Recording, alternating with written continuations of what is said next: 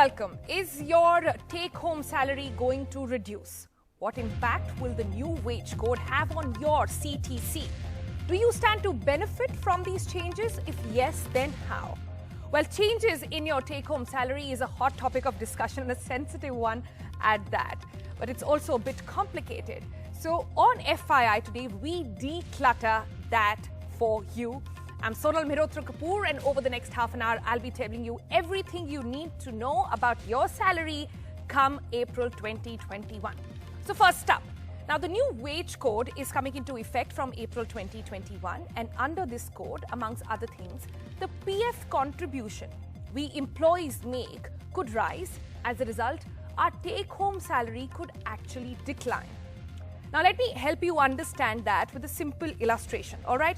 Consider this a masterclass into understanding what the new wage code is and one of the key impacts it is going to have on your salary. So your C2C at the moment has about two basic components, right? One is your basic pay and the other is your allowances. Your basic pay has something called a DA. It might have a retention allowance for some employees. Your allowances will have key things like your bonus. It will have the company's and your employer's contribution to your PF. And this is an area to watch out for because that could see a major hit as well. And then there are other allowances like your phone bills, like your car allowances, etc. Now, currently in the system, your PF and the contribution that you make is about 12% of your basic pay.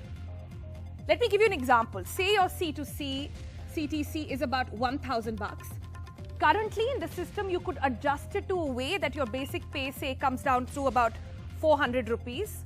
You reduce it to try and get more tax benefits out of it, and the rest 600 goes in your allowances. Now, come the new wage code, your basic pay has to be about 50% of your CTC. That means it's not 400 anymore, it's going to be 500. And then that means your 12% PF is going to go up. Your employer will have to match that PF, and this contribution also goes up. This will obviously be tax-free, so there's a slight tax benefit over there.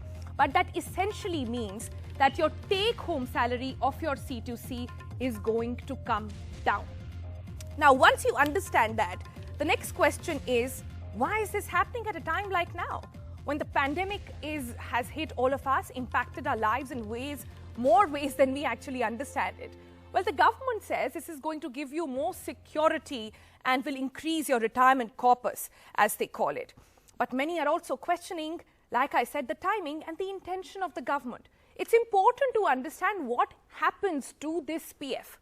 Now, all this PF that you are forced to invest in goes in the hands of the government, and then it is for them to see what they want to do with it. They invest it further, and thus at a time when the government is trying to fight out a severe fiscal deficit as well, this is something which in turn could be helpful for them. But again, this is just one of the key takeaways and a few takeaways from how the new wage code is going to impact you. On this note, to answer all your questions, let me bring in our panel as well. We've got Rituparna Chakrabarti. She's the co-founder and executive vice president of TeamLease. She's going to give us an HR perspective on how things are going to change internally for the employers and the employees as well. We've got Abhishek Ram. He is a CA, an economist, and a fellow member of the ICA and author as well. We also have Amitabh Dubey. Good to have you back. He is a political analyst and policy coordinator at Profcong. And we also have Madan Sapnavis. He is a chief economist at Care Ratings. First up, let me give the first word to the lady on the panel, Rituparna. Your key takeaway from how this is going to impact people's salary. Thank you so much, Sonal. Because it's a show on facts, I think it's important to call out that the salaries or take-home salary may get reduced, and need not necessarily get reduced. Second call out would be that essentially in the month of February of last year, Supreme Court's judgment had clearly ensured that pretty much every component of a employee's gross wages come under the PF ambit, except things like bonus, HRA, overtime, and stuff like that. So if organization had restructured their salaries around this judgment, there should be little or no impact on net take home on account of impact of Provident Fund per se. The greater impact is going to happen, obviously, for all organizations, their cost of company or cost of employment definitely is going to go up on account of Social Security benefits, retirement benefits going up. Gratuity, beyond gratuity, there will be a higher impact in terms of provisions, because if basic pay is going to be 50% of the overall wages, then gratuity computed on that, obviously to that extent, is also likely to go up. Let me just pause you over there to get some clarity. Yes. When you say the employer's contribution increases, the understanding so far has been that the employer is not going to increase the salary, it's not going to pay out of its pocket. So ultimately, it will be a cut down on the other allowances that employees were getting. But you're saying that might be the case? So my point is, why did I use in terms of PF, if organization had already done the restructuring, there will be little or no impact on take home. But if organizations had not done that restructuring, the only thing that the wage code rule have come out clearly stating this is that 50% or less have to be in allowance, and you can't have allowance component more than 50%. Historically, it used to be much higher than that. So that impact will show up if the PF wage structuring was not done based on the Supreme Court judgment. Gratuity will be a definite impact on account of this at this point of time. So give me an example of that. So gratuity, if the basic, like you gave that example, right? From 400, if the PF if from 400 your basic is going up to 500, right? Gratuity is linked to that 500. To that tune, the liability or the provisions that employers have to make will go up. So cost to company is definitely going up. Overall wages of employees actually will go up. While I do understand if restructuring of salary did not happen in the past, there may be a possibility of a net take home if organizations are not at this point of time in a position to match your net take home. But some organizations might make a call. Let me bring in Abhishek. Let me bring in Abhishek Ram on that point as well. Abhishek, your first thoughts on how this is going to pan out? Now, there are two things. One is take-home salary and another one is CTC.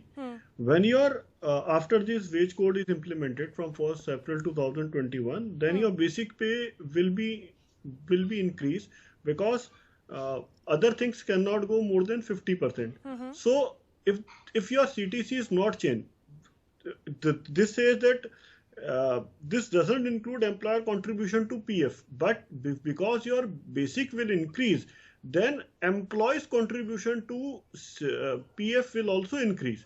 And that's why it would be double impact on employee take home salary. So it will be double negative impact. Second one more important thing is HRA. Usually HRAs are kept 50% of the basics, and to get maximum benefits of house rent allowance. So HRA is in these 4 big cities is 50% exempt, or deduction is available, and for others it is 40% exempt. So when your basic is increased and you have a limit for HRA, then you will be bound to reduce your HRA, and therefore your taxation will increase and your take home will reduce. So PF contribution will increase, gratuity provision will increase. Taxation will increase, you're saying? Pardon? You're saying taxation will increase? Yes, taxation will increase. Explain that. So once your HRA is reduced, so basic will be increased. Company is not going to change your basic, your CTC, and more of the provision will go for PF. Therefore, your tax deduction for HRA will reduce, and there are certain elements for which you were getting deductions or a reimbursement. that is also removed from the category of that is in the category of exclusions. So inclusion includes only basic pay, DNS allowance, and retaining Sure. allowance. Okay. Other things are, say for example, bonus, accommodations, overtime, commission, gratuity. These are kept. These are in exclusions. So these are not part of your salary. So these would be limited to 50%. And for example, if your overtime is limited to 50%, then your basic will increase. So if the pay structure is like that, if you work more, then you get more overtime, then that has to be also reduced.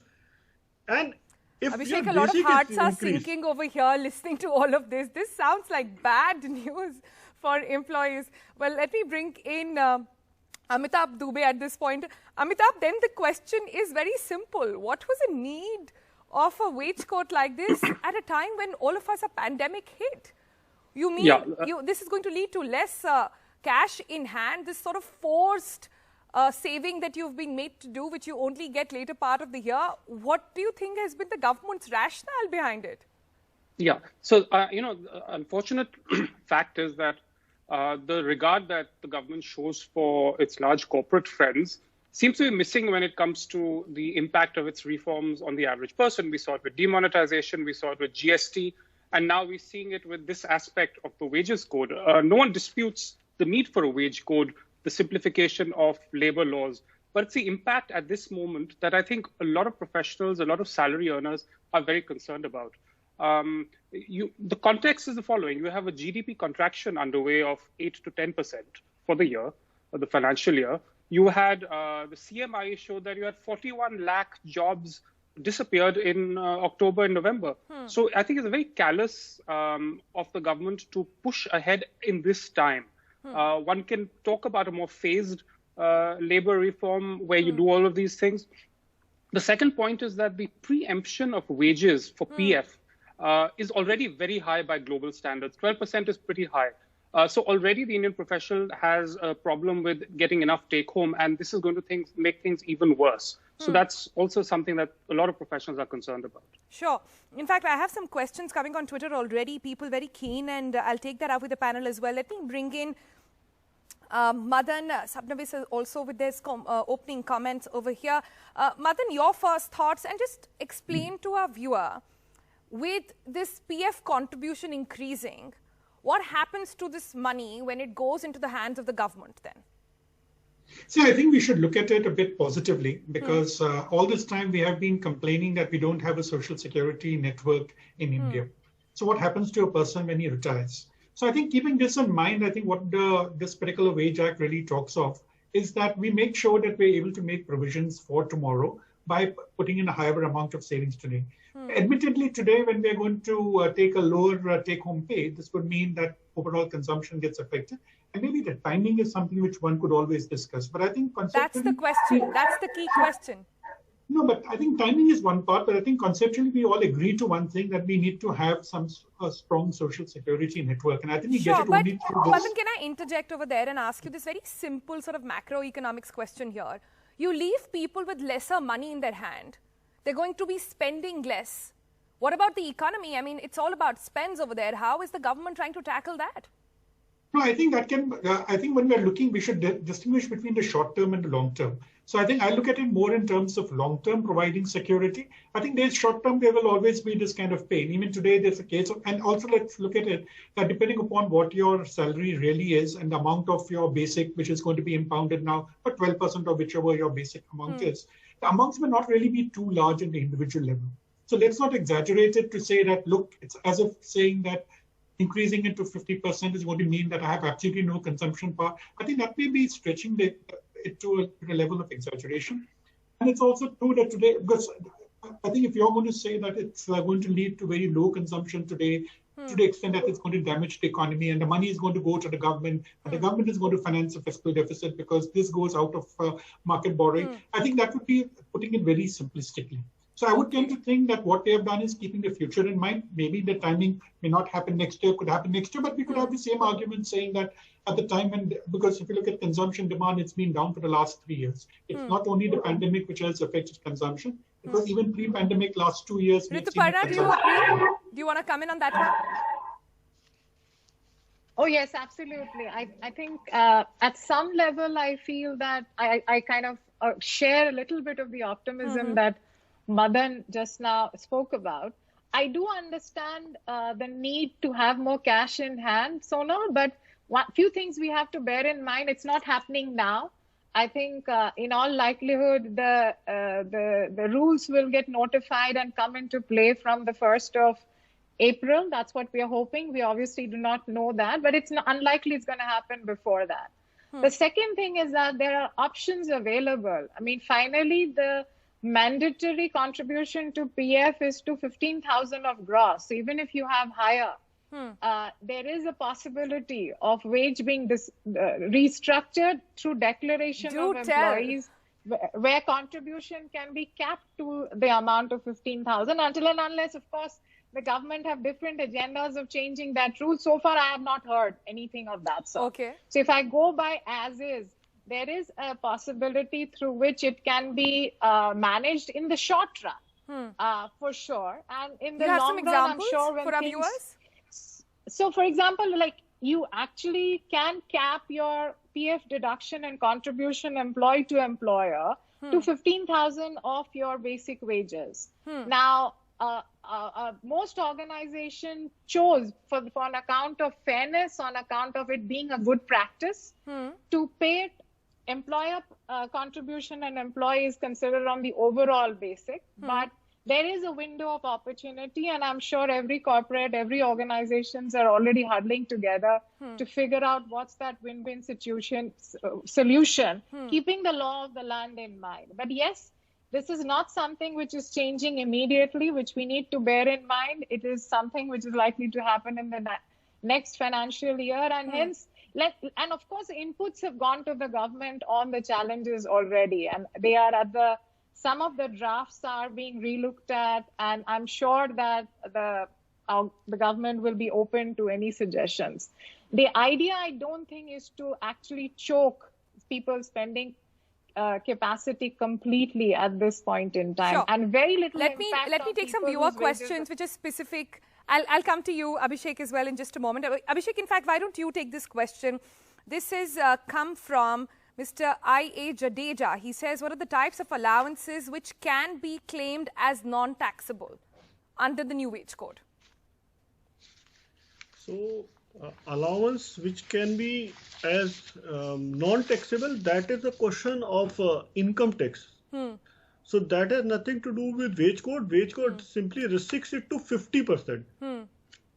And with the exclusion, so all kind of allowance are excluded. Only DNS allowance and retention allowance are part of the whole amount for which 50% can be the maximum allowance. For taxability and non-taxability, you have to go for income tax. Second, on income tax also, you have two regimes. In the earlier regime, before till 31st March 2020, you were having some allowance and a higher tax rate. From 1st of April 2020, now you have second option that you leave all the allowance and deductions and you go for the lower rate. So you must have opted for this year also. Right. I have another question from Sumit Nitnavare. He says, hi, the reduction in take-home salary will mean increase in the NPS fund. Is that true? And how will it impact government employees? Rituparna, do you want to take that? So no, this does not necessarily mean there will be an increase in NPS corpus, because NPS is a optional investment opportunity and it's not mandatory. So the increase actually will be on the PF corpus, the Provident Fund corpus, and not on the NPS corpus. So, and also just to add a little bit on the previous point, pretty much all allowances today, Sonal, are taxable, and hence increase in the PF contribution actually is a window of opportunity to save some tax for employees in future. Right. Rituparna, since you are somebody who's helping in and is sort of a window between employers and employees over there, I have to ask you, how does this new wage code sort of impact contract employees versus the permanent ones? So there is zero difference in terms of the wage code's treatment of contract employees and permanent employees. But even As the a PF matter of component, fact, you don't see contractual employees taking an impact here? Absolutely no. So essentially, whatever is the impact because of the changes on a permanent employee, the same impact would be on contractual employees. As a matter of fact, the government has very clearly come across and said that there cannot be any discrimination of any benefits or wages across the four codes between the contractual employee and permanent employee, and has to be at par, which means if a contract employee is doing a job which is similar to that being done by a permanent employee, they have to be paid exactly the same. Their benefits have to be exactly the same. So there is no separate impact. Sorry, I'm interjecting. I have time for one last question. I want Madan to come in on this one. This is a question coming in from Ravi Seth. He says, how is it going to make things for workers in the unorganized sector and those on contract who rarely ever get to access to the PF contributions, which remains unclaimed, and hence a higher deduction in the counterproductive? Isn't that counterproductive for them? No, in fact, I think this will probably get people into the habit of claiming their money. And I still would reiterate saying that this is something which takes care of your long-term requirements. And the fact that we're saying that consumption is going to fall may not really happen, because I think every household, including unorganized people, tend to save a certain amount of money, maybe in the form of deposits or post office deposits. You will probably just do a kind of compensation swap from these channels to your provident fund, and overall your consumption may not really get affected. All right, ladies and gentlemen, thank you so much for your time and giving us your insight into this all-important question. Very sensitive in office spaces, I can tell you that. We'll come back and revisit this story once it actually gets closer to time, when it gets underway. Thank you so much for your time. To our viewers who've been watching and sending us all our questions, thanks for that as well. Keep writing into us and sending in all your questions. Remember, tomorrow on FII, we'll be taking you through what's happening with your health insurance. Why are the premiums increasing over there? That'll be a focus. Join us again at 11:30 tomorrow. Bye-bye for now.